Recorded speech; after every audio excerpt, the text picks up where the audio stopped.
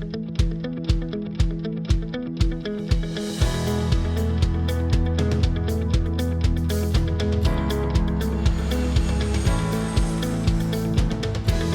family was fortunate enough to go on a Let's Start Talking project to Florence, Italy.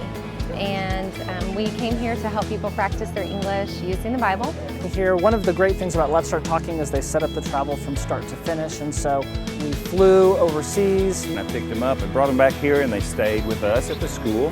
They lived here, but they worked at the church building, which is in the center of Florence. The church had been doing some advertising beforehand, and they had these signs that had been out for at least a couple weeks before we even arrived. A lot of the people who come to read have said that this is what they saw and this is what got them interested in the programs. We are doing our lessons in a 300-year-old Russian church. We've got a nice big room with tables all around. We actually spend most of our day in this room, actually. We start our day with a devotional. We want to hold up to you the people that you've brought to us, the readers we're reading with, Lord, that God, that you will just please take care of them and draw them closer to you long after we leave.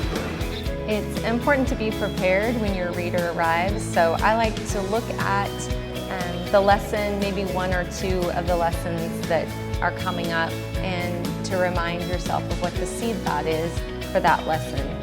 People come in and get to sit down with a native-speaking American and practice their English for 45 minutes at a time.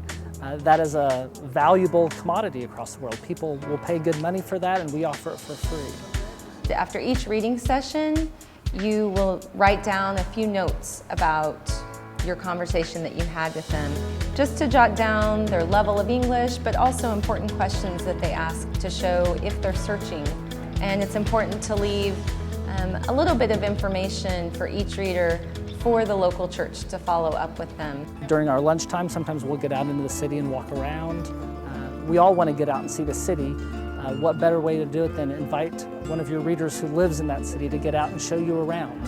And that way you're getting a great tour, a great way to see the city, but you're also spending time and getting a chance to share your life with a person who's reading the story of Jesus as well.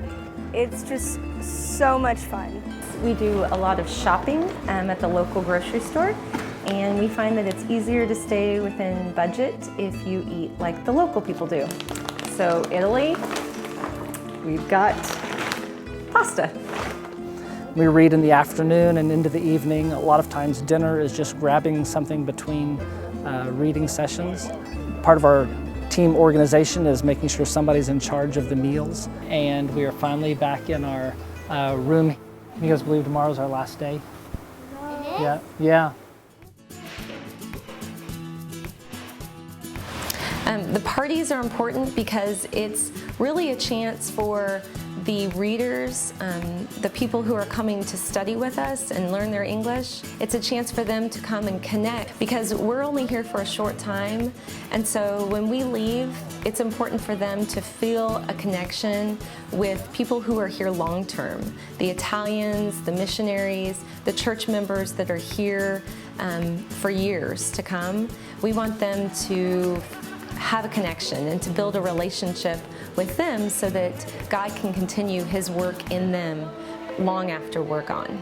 So having this group come in that does a very similar work gave us many contacts and really helped our work here. Kind of reinvigorated us to include new students, and we just see that the interest is there, both in English and in the Bible. For me, an opportunity to read the Gospel. There are many people like me who may be interested in English or the Bible, but they can't learn by themselves.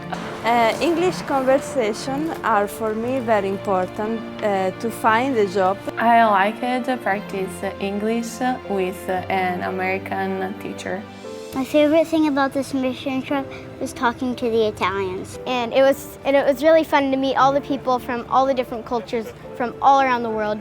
And so great for kids to see their parents spreading the gospel and then them learning how to do it. Don't hesitate to bring your children. It will change their life. It will change the way they see Jesus. It will change the way they see the world. Going on Let's Start Talking projects was how I learned to share my faith and tell people about the Word.